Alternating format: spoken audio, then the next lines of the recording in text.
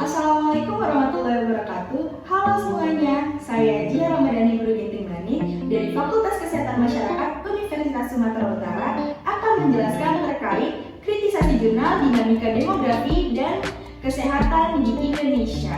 Berikut untuk langkah-langkah kritisasi jurnal tersebut. Baik, mari kita mulai saja terkait kritisasi jurnal dinamika demografi dan kesehatan di Indonesia.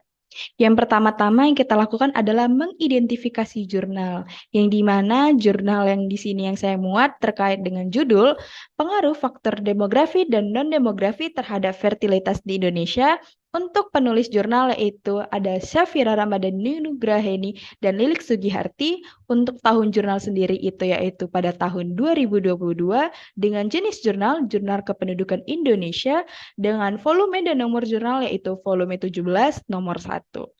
Selanjutnya adapun latar belakang yang saya lampirkan di sini merupakan summary yang telah saya lakukan terkait latar belakang yang telah dilampirkan oleh penulis yang ada di jurnal tersebut. Kemudian adapun rumusan masalah dalam jurnal ini yaitu terkait bagaimana hasil analisis terkait pengaruh faktor demografi yaitu mortalitas anak, usia kawin pertama, jenis alat kontrasepsi, dan faktor non-demografi, faktor ekonomi yang diwakilkan dengan pendapatan, faktor sosial yang terdiri dari pendidikan dan status bekerja ibu, serta faktor budaya yang diwakilkan oleh etnis dan agama terhadap fertilitas di Indonesia.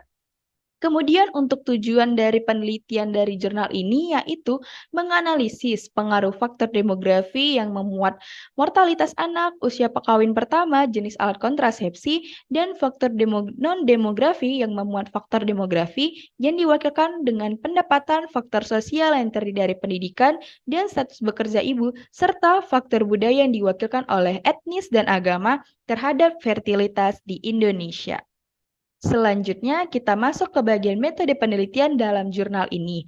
Yang pertama itu ada sumber data yang dimana sumber data yang digunakan dalam penelitian itu adalah data sekunder dari Indonesian Family Life Survey atau IFLS WIF 5 tahun 2014.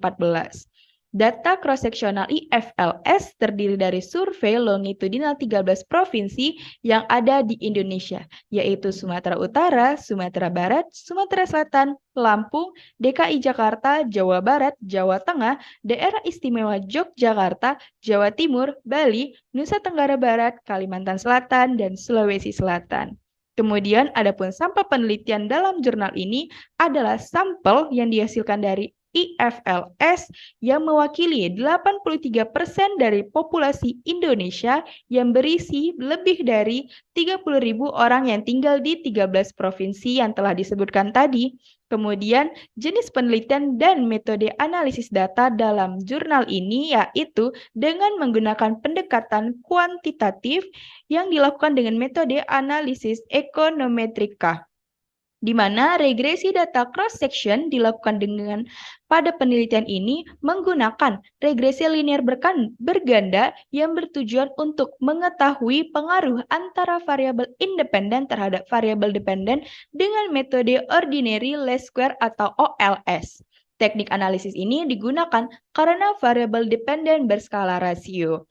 Untuk variabel penelitian sendiri itu ada variabel dependen ataupun variabel terikat, yaitu fertilitas. Sedangkan untuk variabel independen ataupun variabel bebasnya yang digunakan dalam penelitian ini yaitu dibagi menjadi dua faktor. Yang pertama itu faktor demografi dan yang kedua itu faktor non-demografi.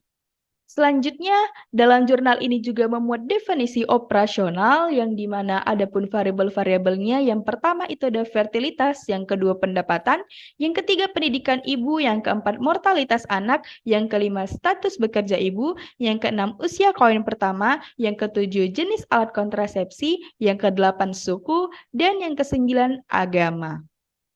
Selanjutnya kita masuk ke bagian hasil dan pembahasan dalam jurnal ini yang dimana telah tertera pada layar Anda, yang dimana terdapat variabel fertilitas dengan notasi vert N sebesar 1,283, nilai min sebesar 1,576, standar deviasi sebesar 0,885 dengan nilai minimal 0 dan nilai maksimal 8.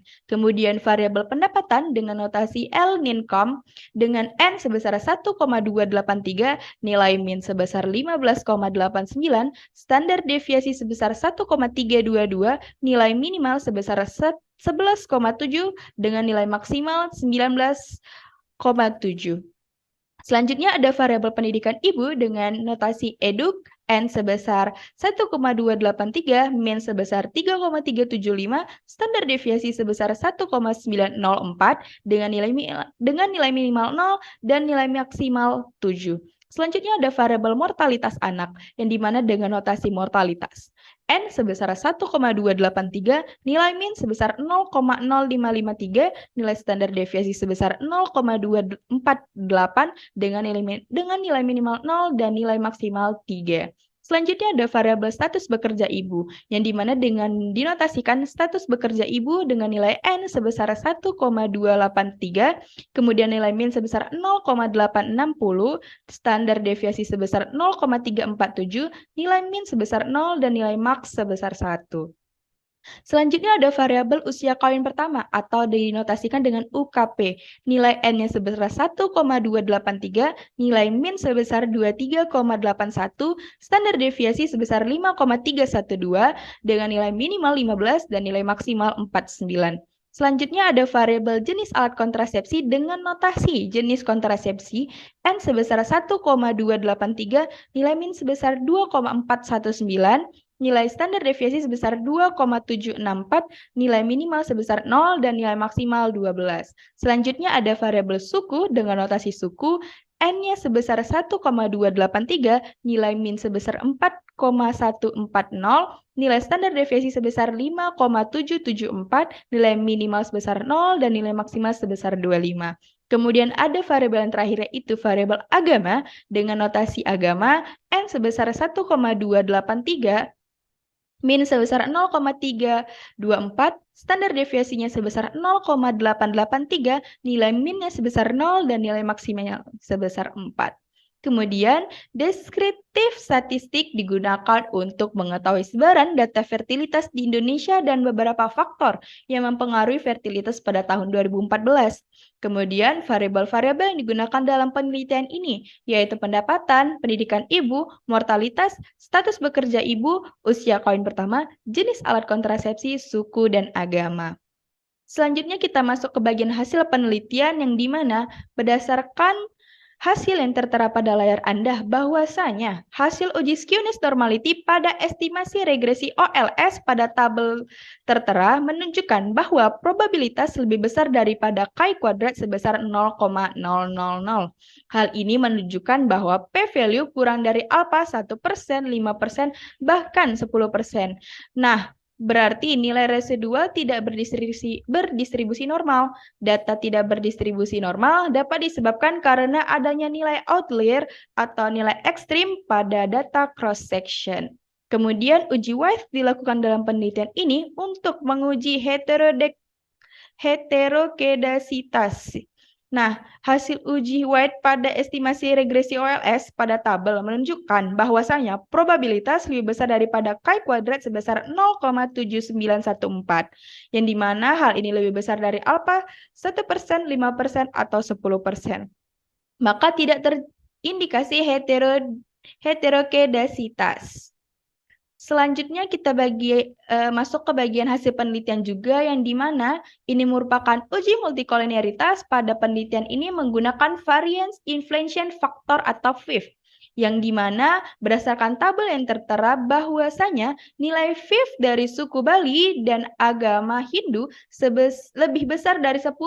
Artinya kedua variabel tersebut terindikasi multikoliniaritas. Multikoliniaritas terjadi karena sebagian besar masyarakat Bali menganut agama Hindu, sehingga tidak dilakukan koreksi untuk menghilangkan masalah ini. Selanjutnya kita masuk ke bagian pembahasan, yang dimana bagian pembahasan ini memuat variabel independen dan nilai koefisien, nilai standar deviasi, dan nilai probabilitas.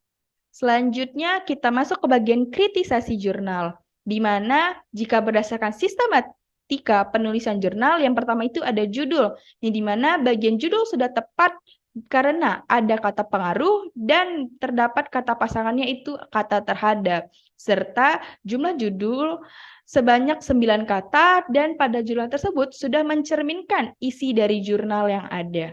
Di mana variabel independen pada jurnal ini yaitu faktor demografi dan faktor non-demografi. Kemudian untuk variabel dependennya yaitu ada fertilitas. Kemudian terkait penulis. Nah, jurnal ini ditulis oleh 2 orang penulis. Nah, untuk penulisan kedua nama penulis tersebut sudah tepat ataupun benar dikarenakan untuk nama penulis tidak dituliskan dengan mengikut sertakan gelar yang dipegang ataupun yang dimiliki oleh penulis tersebut. Kemudian untuk korespondensi, terdapat nama lembaga pendidikan sang penulis, yaitu di sini ada Magister Ilmu Ekonomi Fakultas Ekonomi dan Bisnis Universitas Erlangga untuk sang penulis nomor 1, yaitu Syafira Ramadhani Nugraheni, dan Fakultas Ekonomi dan Bisnis Universitas Erlangga untuk penulis kedua, yaitu Lili Sugiharti. Selanjutnya kita masuk ke bagian abstrak, yang dimana abstrak yang disajikan dalam jurnal ini ada 2 bahasa. Yang pertama itu ada bahasa Indonesia, yang kedua ada bahasa Inggris. Yang dimana isinya sudah meliputi latar belakang, metode penelitian, hasil dan pembahasan, maupun kesimpulan yang penting yang tidak terdapat. Kemudian adapun terkait tinjauan pustaka dalam kritisasi jurnal ini, yaitu pada bagian ini tidak terdapat pengertian dari variabel dependen dan independennya, di mana pada bagian ini hanya perluasan dari pendahuluan. Jadi asumsinya bahwa bagian ini kurang tepat. Kemudian untuk metodologi penelitian, di mana penelitian ini menggunakan pendekatan kuantitatif yang dilakukan metode analisis ekometrika. Regresi data cross-section dilakukan pada penelitian ini menggunakan regresi nilai berganda yang bertujuan untuk mengetahui pengaruh antar variabel independen terhadap variabel dependen dengan metode ordinasi least square OLS. Hal ini telah saya jelaskan sebelumnya pada slide sebelumnya. Nah, untuk bukti dari metode penelitian ini seperti tercantum ataupun terlampir pada layar Anda. Selanjutnya kita masuk ke bagian sistematika penulisan jurnal, yaitu hasil dan pembahasan.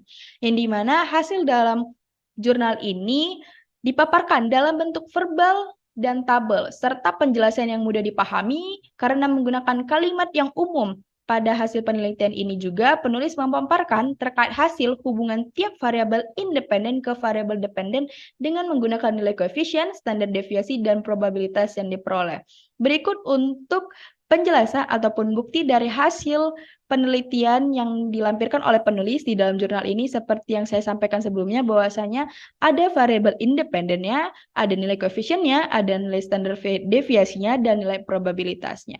Kemudian kita masuk ke bagian pembahasan, yang dimana pada jurnal ini peneliti sudah mencantumkan pembahasan hasil hubungan tiap variabel independen ke variabel dependen dengan menggunakan nilai koefisien, standar deviasi, dan probabilitas yang diperoleh serta melampirkan penguatan-penguatan dari hasil tersebut dengan penelitian-penelitian terdahulu. Untuk bukti dari pembahasan ini saya lampirkan juga bahwasanya untuk variabel pendapatan menunjukkan nilai probabilitas sebesar 0,054 yang dimana hal ini lebih kecil dari alfa 0,1 yang bermakna pendapatan berpengaruh signifikan terhadap fertilitas. Nah, untuk koefisien variabel pendapatan sendiri sebesar 0,0367 yang bermakna pendapatan memiliki pengaruh positif terhadap fertilitas. Hasil penelitian ini sesuai dengan teori mikroekonomi bahwa adanya hubungan positif antara pendapatan terhadap fertilitas. Kemudian penelitian ini juga disejalan dengan penelitian yang dilakukan oleh Aminalchuk dan teman-teman. Nah, jadi seperti inilah terkait pembahasan ataupun bukti yang terlampir dalam jurnal yang saya analisis. Kemudian kita masuk ke bagian sistematika penulisan jurnal terkait kesimpulan dan rekomendasi. Yang dimana pada bagian ini kesimpulan ditulis secara jelas serta mengandung sesuatu yang baru atau rekomendasi kepada pemerintah tentang masukan yang berlandaskan atas hasil dari penelitian ini. Seperti yang saya lampirkan terkait kesimpulan dan rekomendasi yang diberikan oleh penulis terkait hasil analisis yang mereka lakukan dalam jurnal tersebut. Kemudian ada pun daftar pustaka dalam jurnal ini, yang dimana pada bagian ini daftar pustaka yang digunakan penelitian model APA style serta sudah menuliskan referensi dari jurnal berasal dari 38 sumber. Asumsinya sudah baik, namun sebaiknya lebih diperbaharui lagi karena masih terdapat sumber referensi yang lebih dari 5 tahun semenjak jurnal ini diterbitkan pada tahun 2022. Bahwasanya jikalau jurnal diterbitkan pada tahun 2022 untuk tahun terakhir untuk memasukkan sitasi itu terdapat pada tahun 2017. Sedangkan di sini masih terdapat sitasi pada tahun 2016 seperti Kamarudin R. untuk Demographic Determination of Women Fertility Discussion, yaitu pada Journal of International Business Economics and Entrepreneurship nomor 1, volume 1 untuk halaman 30-34. Nah, ini contoh kecilnya terkait daftar pustaka tadi. Nah, yang terakhir itu ada pendapat reviewer bahwasanya penelitian ini mempunyai beberapa keterbatasan. Yang pertama, penelitian ini hanya menganalisis faktor pengaruh fertilitas di Indonesia pada tahun 2014. Kedua, faktor-faktor yang mempengaruhi fertilitas sangat banyak. Namun, penelitian ini hanya menggunakan variabel karakteristik individu. Penelitian ini selanjutnya diharapkan dapat mengembangkan hasil penelitian ini dengan menambahkan tahun observasi dan mempertimbangkan variabel kemiskinan. Baik, sekian dapat saya sampaikan. Baik, terima kasih telah menyaksikan untuk kritisasi jurnal dinamika demografi dan kesehatan yang telah saya sampaikan pada video kali ini. Semoga apa yang saya sampaikan dapat bermanfaat bagi kita semua. Dan untuk kritik dan saran saya persilakan, yang dimana hal tersebut akan saya jadikan pembelajaran ke depannya. Baik, saya pamit undur diri. Wassalamualaikum warahmatullahi wabarakatuh.